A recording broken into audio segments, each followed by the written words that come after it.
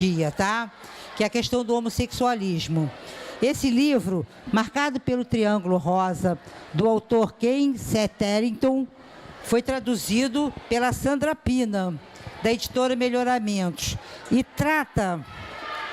eu vou ler um pedacinho aqui do que eu resumi para vocês, para terem uma ideia, e depois a Sandra Pina conversa com vocês, tá ok?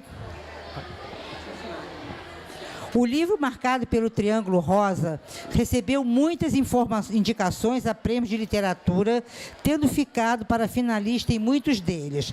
Foi finalista do prêmio Norma Fleck, na categoria Livro Infantil Não Ficção, quer dizer, não é uma história inventada, é uma história que conta, baseada em contos reais, em fatos reais, e ela conta para vocês.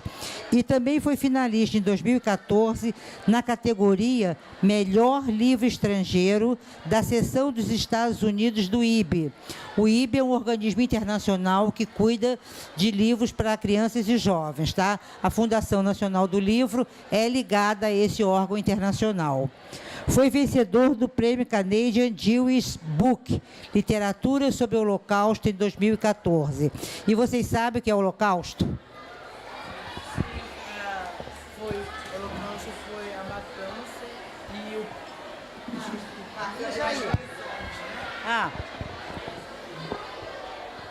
Meu nome?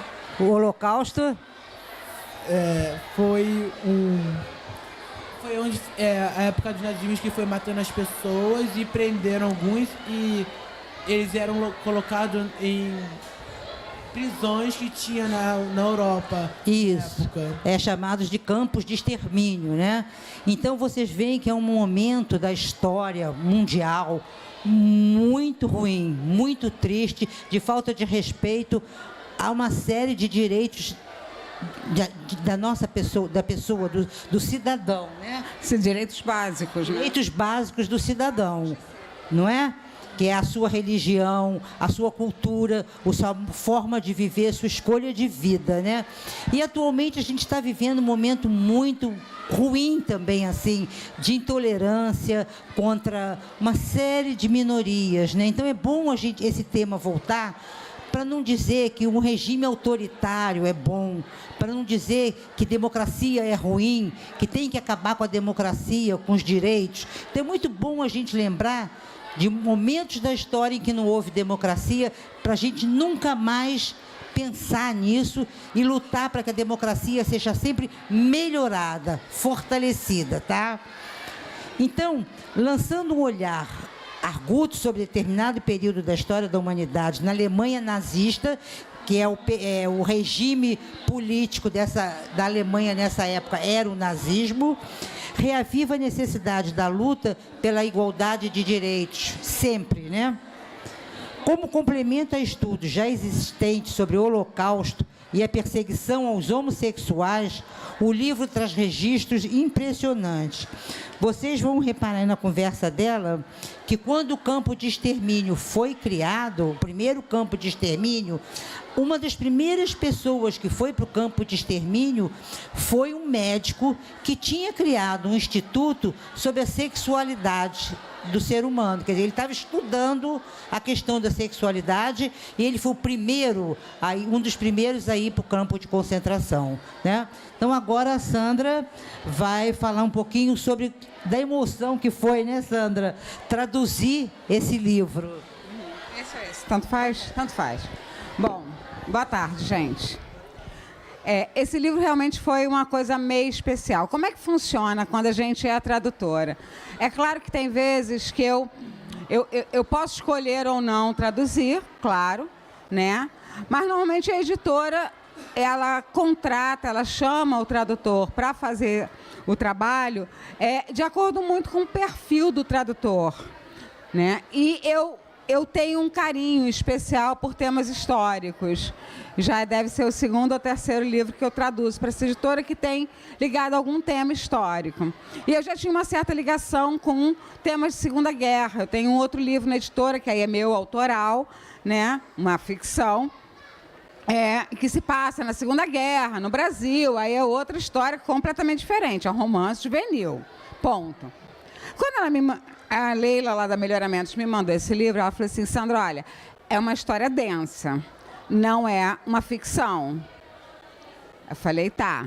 Quando eu peguei o título, eu falei, ops, esse é o livro que vai ser trabalhoso. Trabalhoso não no sentido da linguagem, porque o Ken Satterton, ele é canadense, ele deve ter seus 50 anos atualmente, então ele é contemporâneo, ele usa uma linguagem contemporânea, o que facilita muito, é diferente você traduzir, sei lá, Charles Dickens, né, que é o cara do 1830 e não sei o quê. É bem diferente. Mas era um tema muito pesado, muito pesado. Falar qualquer coisa sobre o regime nazista, sobre todo o processo da Segunda Guerra, de ascensão de Hitler, a perseguições, porque, vamos lembrar, Hitler, né, o nazismo não perseguia só aos judeus, né? Vamos lembrar, eles perseguiam também aos ciganos,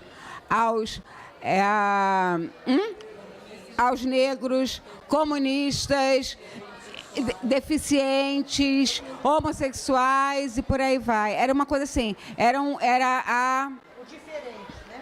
Qualquer diferença. Qualquer situação, qualquer um que não se enquadrasse na raça ariana pura, que era o que ele pregava, né? Que era o nazismo pregava. Então, eu comecei a fazer a tradução. O mais doloroso, isso não é uma ficção. Isso é um trabalho de pesquisa, uma pesquisa enorme, né, bem aprofundada, cheia de depoimentos pessoais de alguns sobreviventes, né?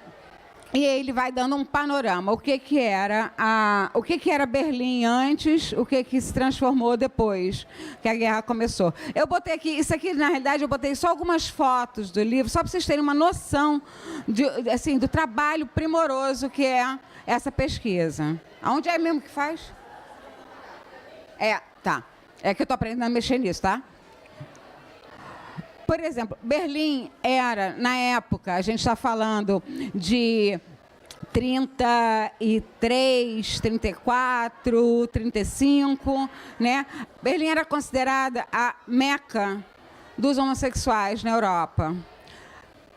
Vale lembrar, nessa época, homossexualismo era crime, previsto em lei, com direito à prisão, era tão criminoso quanto você roubar, matar. Essa era a situação da época, e essa situação só foi mudada, legalmente falando, em termos de leis, lá para os anos 70, tá? Muitos anos depois da guerra. Mas Berlim tinha uma tolerância, ao contrário do que muita gente possa imaginar, ou que vive no imaginário popular de que a Paris seria a capital da liberdade. Não, era Berlim. Tá? Aquele Mensch, não sei o que eu não sei falar não, porque é alemão e eu não sei alemão, tá? Eu traduzi do inglês, gente, né? Chamado Direitos Humanos, era uma entre várias publicações voltadas ao público gay da época.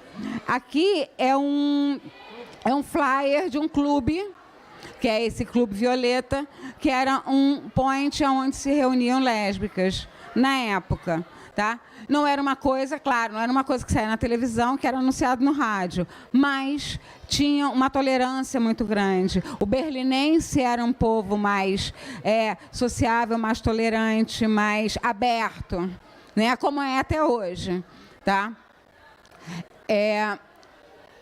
Existia um clube, um lugar, nessa época chamado Eldorado, que depois do início do regime nazista ficou assim. Isso aqui era uma boate, uma casa noturna, que tinha festas onde os gays frequentavam, e os nazistas invadiram, prenderam muita gente e transformaram neste lugar. Oi? Não, estava falando que ali tem um símbolo do nazismo. Exatamente. Esses símbolos nazistas foram cartazes colados pelo regime nazista quando fecharam o Eldorado. Tá? E ele era um ponto de encontro que depois ficou sob vigilância pelo seguinte: por que os guardas ficavam lá? Que era para pegar os incautos, sabe? Aqueles que não sabiam que tinha fechado, iam para lá e eles... Existia a chamada lista cor-de-rosa. Agora tem um pequeno detalhe, gente. O nazismo perseguiu homens homossexuais. Eles não estavam preocupados com as mulheres. Eles não tinham a menor preocupação com as mulheres lésbicas. Eles tinham preocupação com homens homossexuais arianos. O foco principal deles era nos alemães e nos austríacos. Os outros que se danem. Por quê? Para o regime nazista, o homossexual estava jogando no lixo um precioso esperma ariano e deixaria de produzir belas crianças arianas. Por isso, as outras etnias, eles estavam nem aí. Eles não estavam nem aí, queriam mais é que não se reproduzissem. Tá? Então, assim, esse era o nível de... para mim é loucura. Né? Para mim é loucura. Tá? O que eu botei depois? Esse é um detalhe bem interessante. Ernest Holm, aqui, né? Que é esse cara aqui de roupa escura.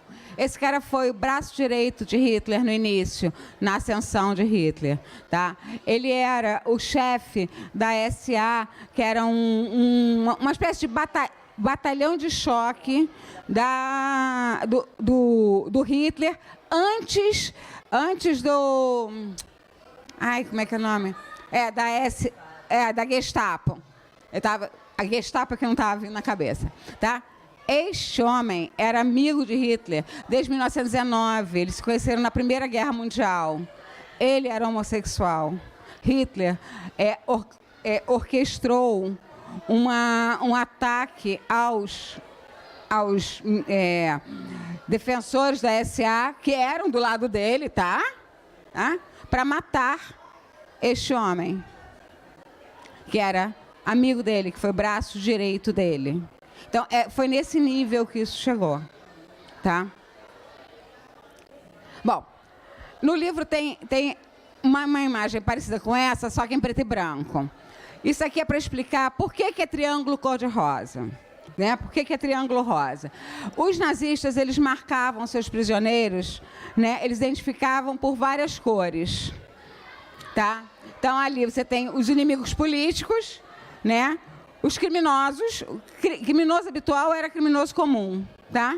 Era ladrão, coisa assim, né? Estrangeiros, que aí era todo mundo que não era ariano, né? Os testemunhas de Jeová, porque eles diziam que, como estudantes da Bíblia, os alemães testemunhas de Jeová se recusavam a participar da juventude hitlerista. E isso fez deles perseguidos do regime. Tá? Os homossexuais, os antissociais, que eles chamam... Em antissocial se enquadrava qualquer coisa, e o pessoal da resistência, tá? Que não se enquadrava nos outros, era um antissocial. E os Roma, que eram ciganos. Hitler achava que ciganos precisavam ser exterminados da face da terra.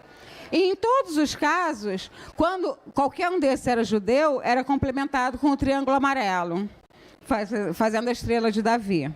Por isso, o título do livro é Marcados pelo Triângulo Rosa. Eu queria deixar cor de rosa, que era, assim, eu achava mais forte. Fala. Eles colocavam na roupa ou só na pele? Assim? Era costurado na roupa. Olha aqui. Tá vendo aqui? Isso era costurado na roupa das pessoas, de acordo com a cor. E aí, o que acontecia? Dependendo de qual fosse a cor do seu símbolo, né, do seu triângulo, você ia para trabalhos mais forçados ou menos, você ia para coisas mais leves. Porque se você fosse assim, um ladrãozinho qualquer, mas não fosse judeu, Você ia trabalhar ali na administração um tempinho e depois você ia embora. Mas se você fosse judeu e homossexual, então, cara, esquece. Era a Câmara de Gás. Eles nem eram a Câmara de Gás, porque era muito pior, porque eles iam para os trabalhos mais forçados, sem comer, vivendo em condições inumanas, sem um casaco para vestir. Estamos falando disso em Alemanha, que fazia um frio de 20 abaixo de zero, tá? E as pessoas...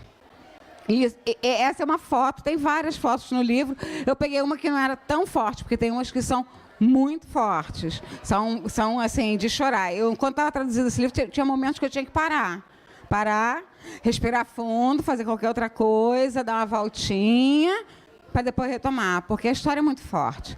E esse aqui... não, peraí. Esse aqui, ele foi o único triângulo original que foi tirado de uma roupa de um prisioneiro, de verdade, que foi encontrado. Que né, persistiu ao tempo, que sobreviveu ao tempo. Ele está no Museu do Holocausto, lá em Washington, nos Estados Unidos. Né? Ele é o único que existe, triângulo rosa. Você tem vários pedaços de roupa com todos os outros triângulos. O rosa, esse foi o único. No livro até tem o nome do prisioneiro a quem pertenceu, porque eles eram identificados por números. Tá? Muitos anos depois, guerra acabou, muitos judeus foram conseguindo reparações do governo alemão. Aí passam-se anos, tá, gente? Isso não foi no dia seguinte. Passam-se anos. Mas os gays que foram presos, que morreram em campos de extermínio, ou que até que sobreviveram, não conseguiam que o governo alemão reconhecesse que eles tinham sido presos por sua homossexualidade. E só foi acontecer já quase ano 2000. Foi 2001, né? Eu de data sou péssima, tá, gente? E eu não trouxe a minha cola.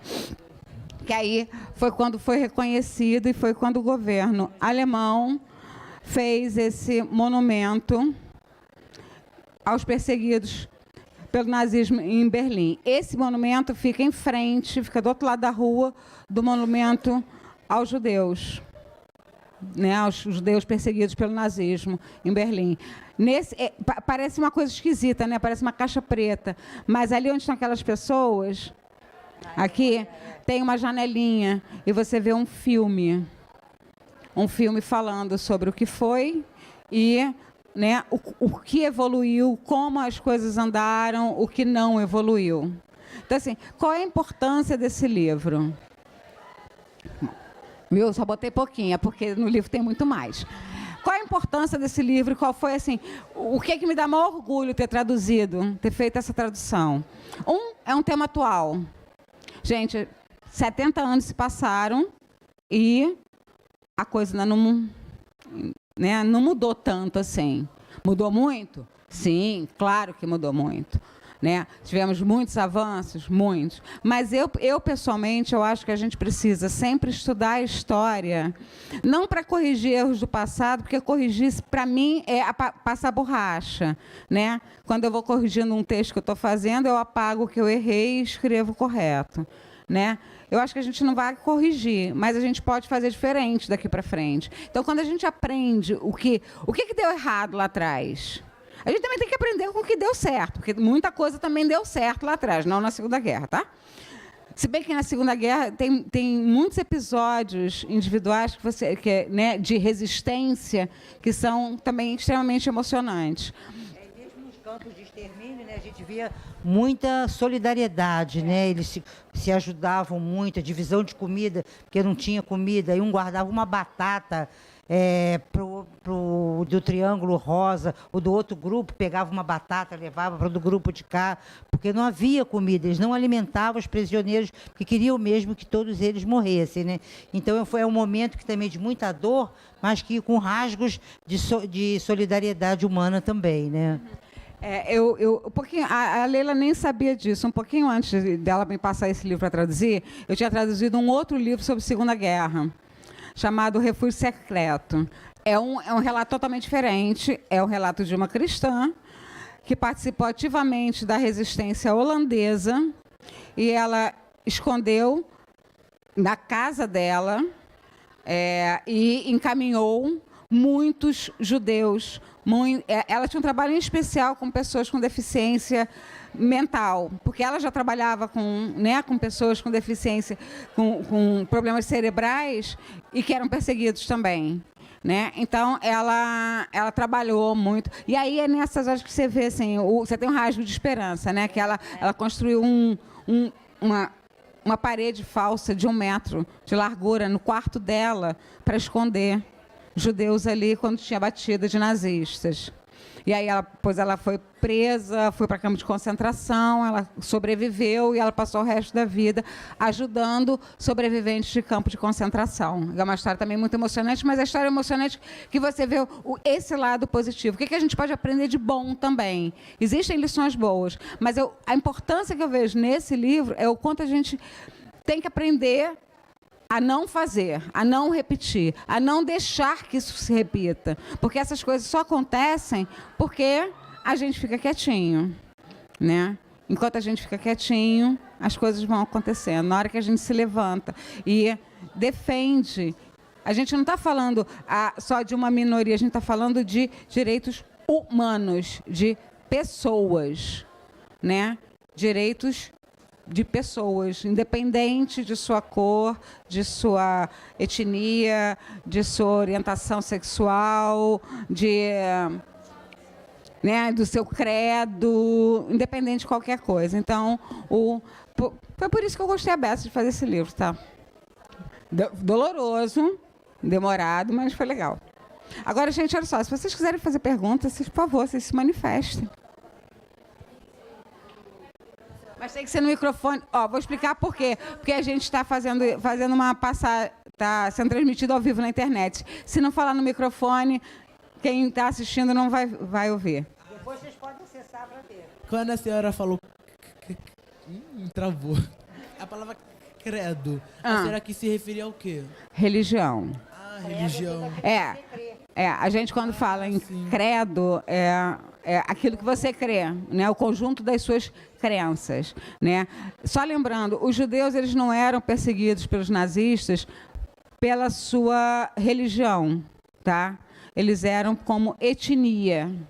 Bom, é bem diferente. Os judeus eles são, independente da religião judaica, eles são uma etnia, um povo. E os nazistas perseguiam os judeus como povo. Tem lá. Tem dois ali atrás. O Hitler. Oi? O Hitler, ele não era alemão, né? E, além disso, ele era baixinho, o cabelo dele era preto e ele queria ele queria os arianos, que eram altos, de tudo aquilo que ele não era.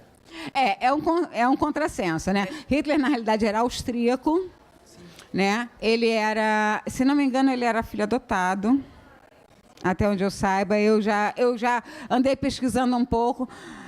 Ele era baixinho, ele era feio, ele não era nada daqueles jovens lindos, né?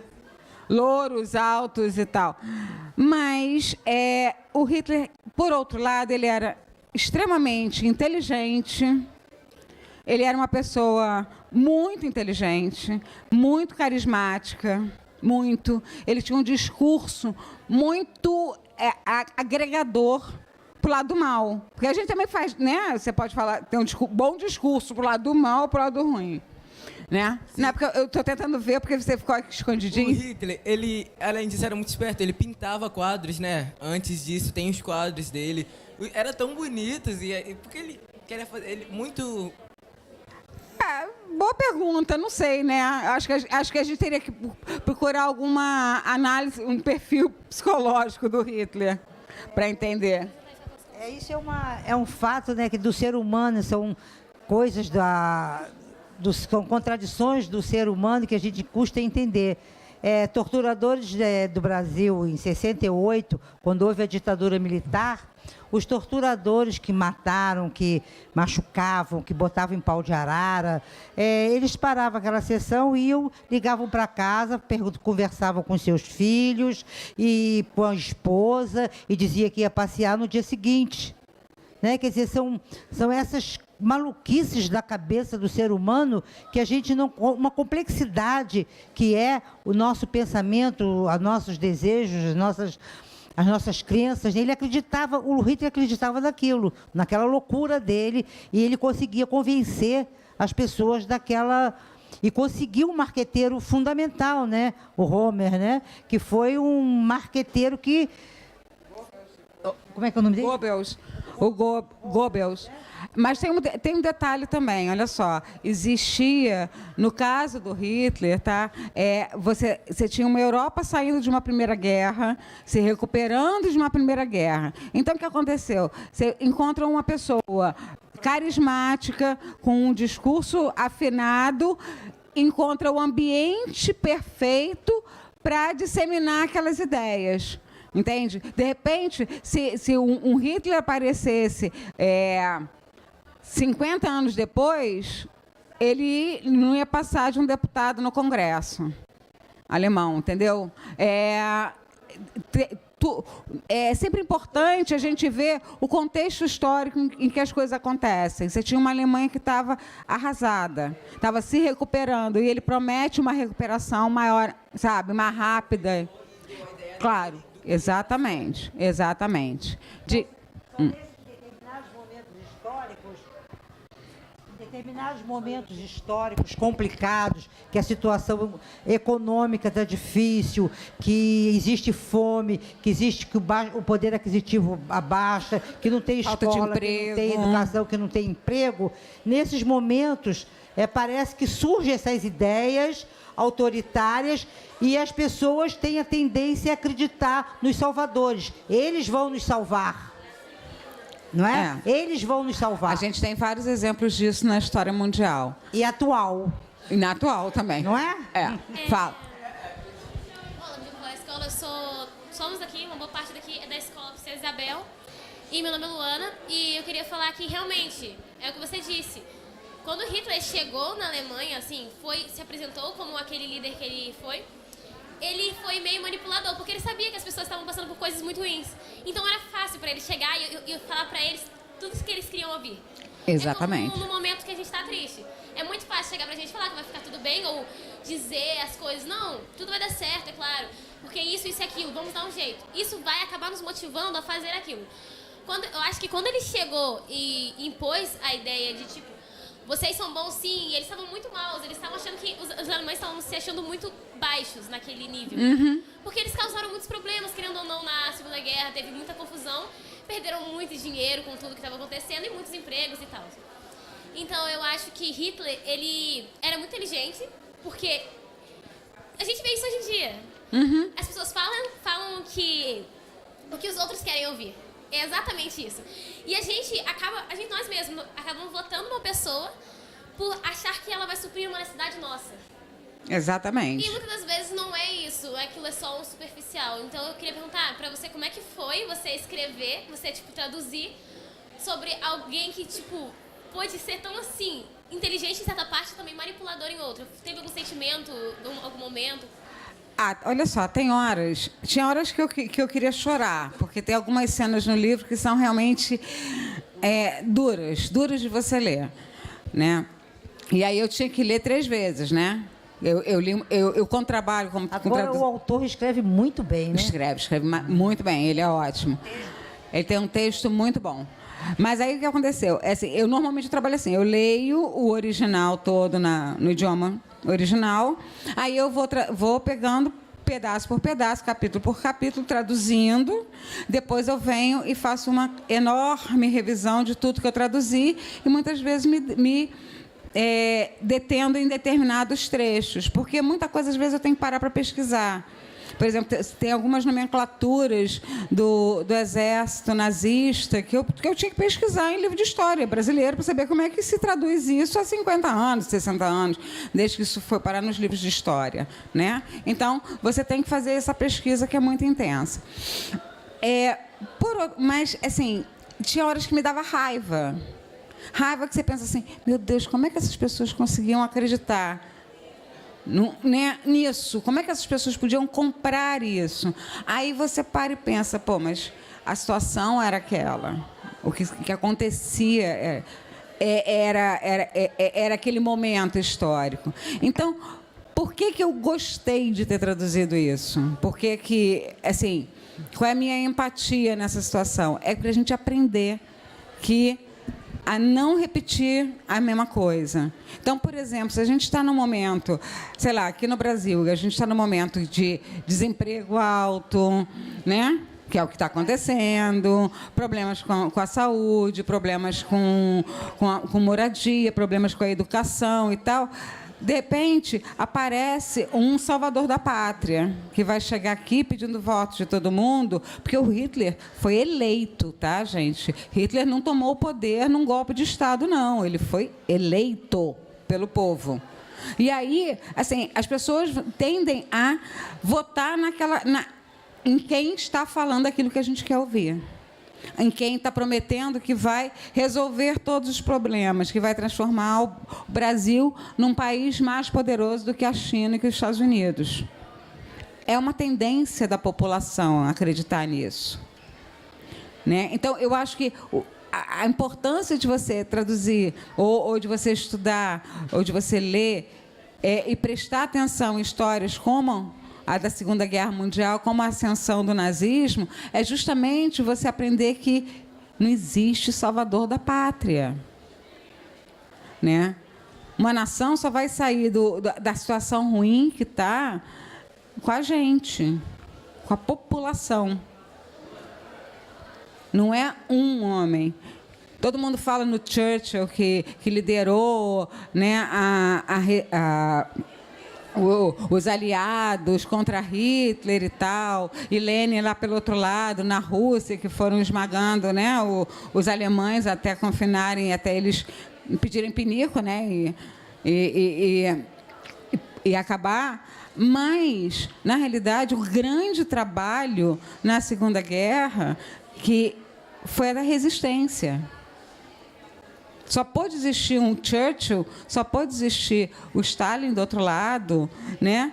Porque existia a resistência, existia as pessoas que ajudavam a...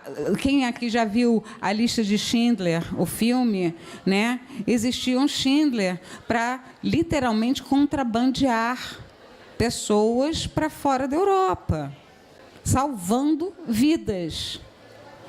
Existia, como esse livro que eu traduzi, a Corrie ten Boom, que diminuiu um quarto dela, que já tinha 2 metros por 2 metros, ou 2,5 metros, sei lá. Ela tirou um pedaço do quarto dela para esconder pessoas, para as pessoas não irem para campo de extermínio. Então, assim, a gente tem que ser essa resistência. É trabalho de formiguinha, né? Porque não existe um salvador da pátria. Porque toda vez que surgiu ele se transforma num Hitler, né? E a gente tem vários exemplos aí ao longo da história. Da história recente, então, quantos, né? Fala. Eu aprendi na história que o Hitler não perseguia só porque eles eram da religião deles, os judeus, mas porque na Primeira Guerra Mundial eles não queriam ajudar os alemães a ganhar a Primeira Guerra. Aí eles perseguiram eles, não queriam doar dinheiro, eles foram lá e perseguiram. Pois eu não sou exatamente uma professora de história, nem uma especialista em Segunda Guerra, né? Existe uma corrente de estudiosos, de historiadores, que fazem uma ligação muito íntima entre a Primeira Guerra e a Segunda. Existe, sim, né? Existe uma outra corrente de historiadores que defende isso, porque assim, eu sou curiosa, tá? Então eu só estou falando o que os outros falam, tá?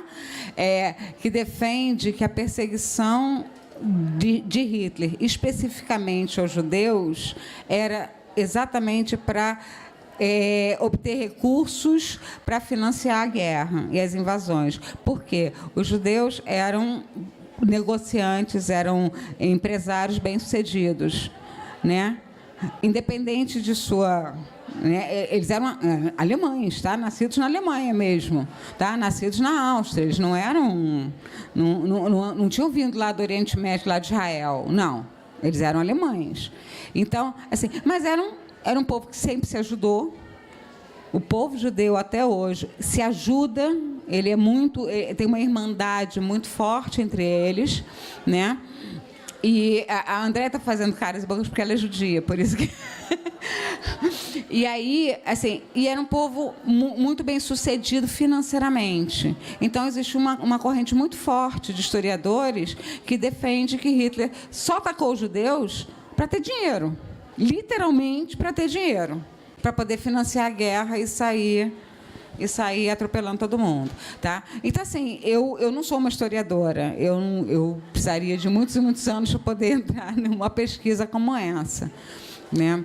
Mas existe uma corrente que associa, sim, a Primeira Guerra com a Segunda, como se não fossem duas guerras, fosse uma só.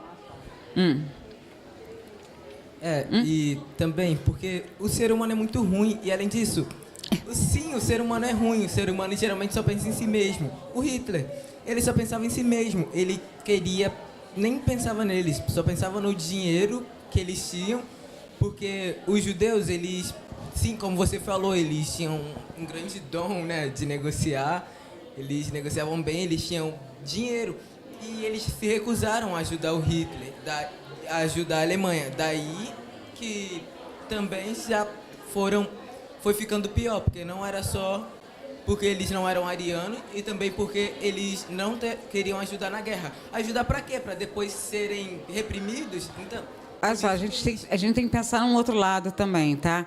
Grandes pesquisadores e acadêmicos da época eram judeus.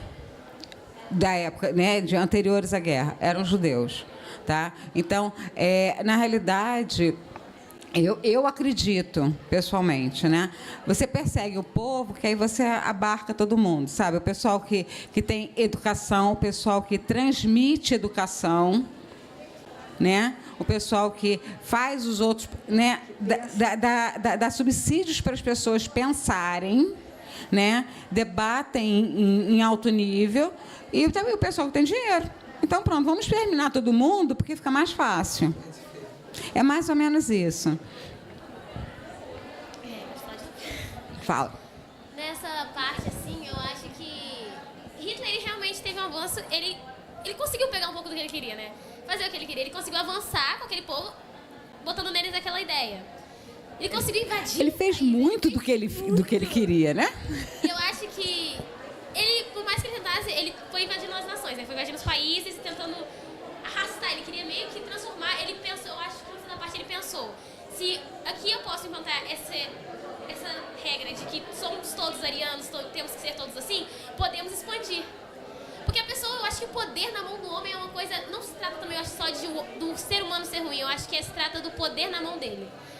Eu digo isso por mim também, porque eu acho que a partir do momento que a gente tem um certo poder de fazer as coisas, um poder de ter as coisas, nós passamos a olhar por outro nível.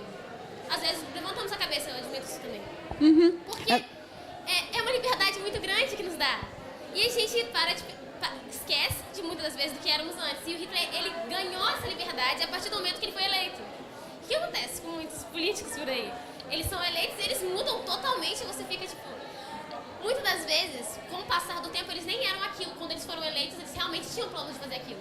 Mas com o poder nas mãos, eles já mudam totalmente. Tem um pensador, eu sou péssima para dar nomes às referências, eu sou um caos, né? Mas tem um pensador que ele diz que se você quiser conhecer um homem, dê poder a ele.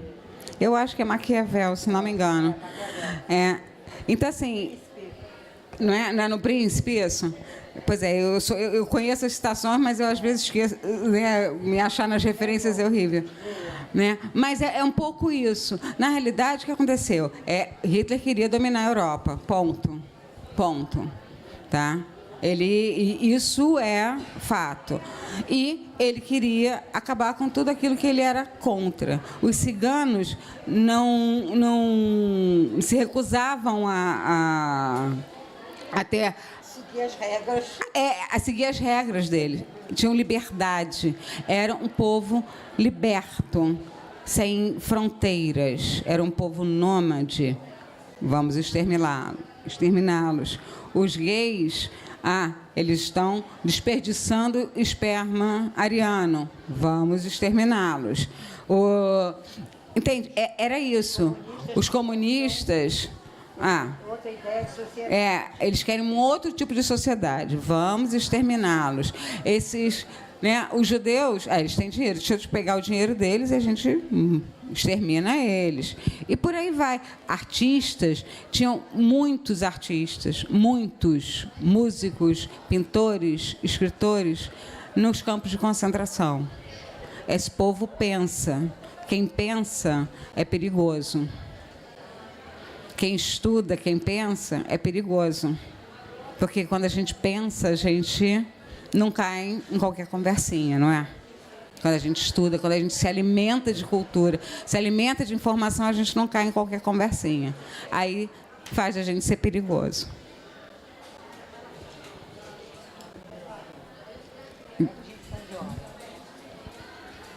Para você descansar. Eu li o livro e assisti o filme da menina que roubava livros. Eu vi uma cena que os nazistas, eles pegam as obras que era contra o partido deles, o governo deles, eles queimavam as obras deles numa grande fogueira, assim, junto. Isso foi verdade? No livro tem uma foto. Tem uma foto de queima de livros. Isso é verdade. A Marisa estava mencionando que um dos primeiros presos, né, enviados para campos de concentração, foi um pesquisador que tinha um Instituto da Sexualidade em Berlim, né, e ele tinha um material vastíssimo, tudo queimado. Bibliotecas inteiras queimadas. Não dançasse conforme a música nazista, era fogueira. Isso é sério. Eu não me lembro. É porque ela está... Mais atenção. A gente está falando... Só um dado aqui. Pessoas que não tinham capacidade para trabalhar estavam vulneráveis, que a gente estava conversando aqui, né? Mais de 70 mil homens e mulheres foram mortos durante os primeiros 2 anos do programa da raça superior. Muitos por gás letal. Quer dizer, ele instituiu um programa que instituiu uma raça superior. E aí, quem não era da raça superior, vão começar a matar. E nesses primeiros 2 anos, foram mortos 70 mil pessoas. Né?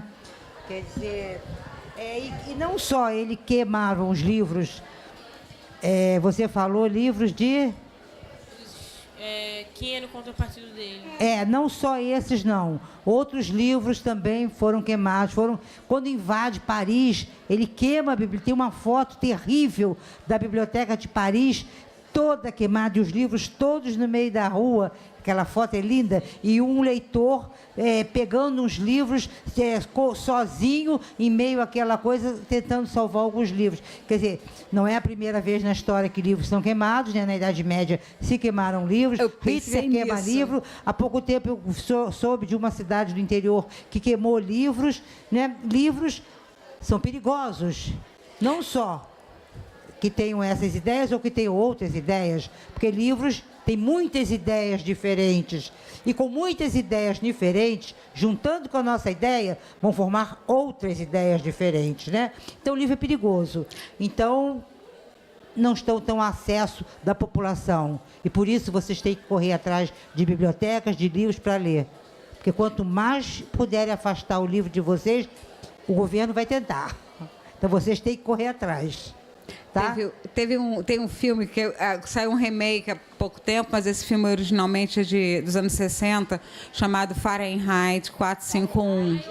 Já viu? Leu o livro? Sim. Ai, que beleza! E o filme também é bem legal. Eu pessoalmente gosto mais da primeira versão do filme do que da segunda, né? Mas ele levanta isso, exatamente isso, né?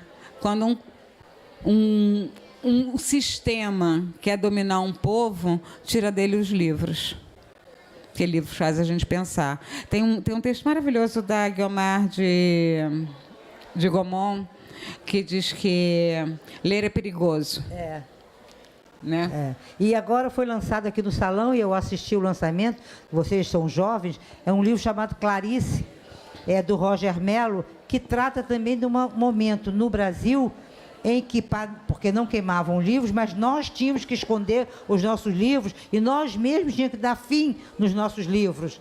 Então, foram arrumadas, a gente arrumava diferentes situações para jogar os nossos livros fora, porque sabíamos que aqueles livros nós poderíamos ser presos porque tínhamos aqueles livros em casa.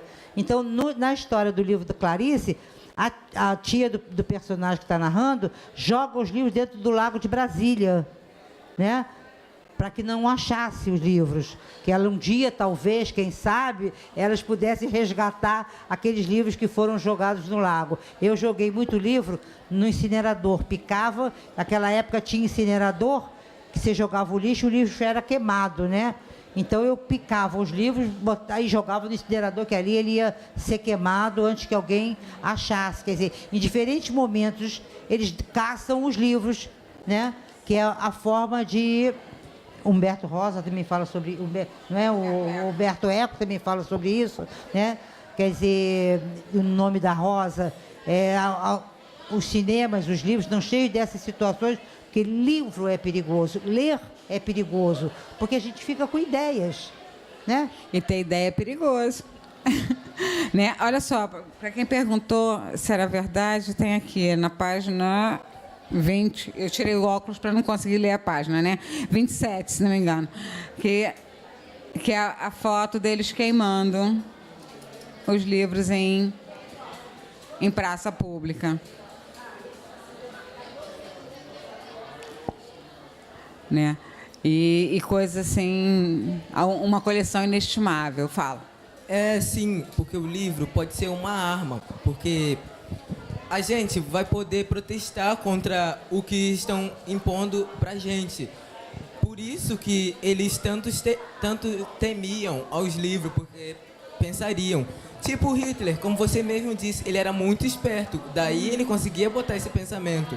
Mas outras pessoas espertas também poderiam tirar e também poderiam fazer-se saber e ir espalhando isso e acabar com isso. Sim, porque o que acontece? A leitura, o que ela faz...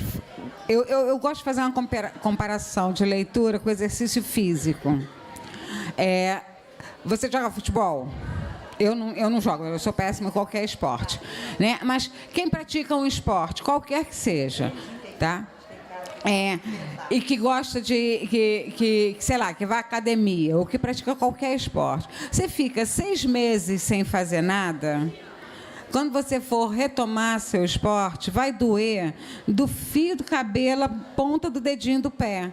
Por quê? Porque seus músculos ficaram em repouso, estavam acostumados a trabalhar, ficaram em repouso e aí vão trabalhar de novo. E aí vai doer tudo, né? O cérebro da gente não deixa de ser um músculo, digamos assim. Não é exatamente isso, claro, qualquer neurologista vai, né, me condenar por isso. Mas ele precisa de exercício. Como é que a gente exercita o nosso cérebro? Claro, indo a uma exposição, ouvindo música, lendo. Então, quanto mais você ouve música, melhor você identifica as melodias. Quanto mais você assiste, né, você observa quadros, mais você vai entendendo das cores e das formas. Quanto mais você lê, melhor você se expressa, melhor você fala, você tem um vocabulário melhor, você fala mais corretamente ou não, seja lá o que for correto, né? São leitores, não são? Tem todo mundo cara de leitor aqui. É bom. E a gente pensa, e a gente consegue entender ou não, ou questionar o que está se passando. Então, assim, por isso os livros são perigosos, por isso a arte é perigosa. Por isso que na hora que um regime totalitário, né, está se impondo de que forma ele tenha chegado ao poder, a primeira coisa que ele tira, que ele fecha, são as bibliotecas, ele fecha as galerias de arte, ele fecha os teatros. Aqui no Brasil, em 68, no auge da ditadura militar, os grupos de teatro eles ensaiavam escondido. Meu sogro era jornalista, ele uma vez escondeu Ferreira Goulart, que era um poeta, né, dentro do armário da casa dele, dentro de um guarda-roupa de casa. Porque chegou alguém que não podia, que tinha uma possibilidade de denunciar, e aí o Ferreira Goulart ficou escondido dentro do guarda-roupa.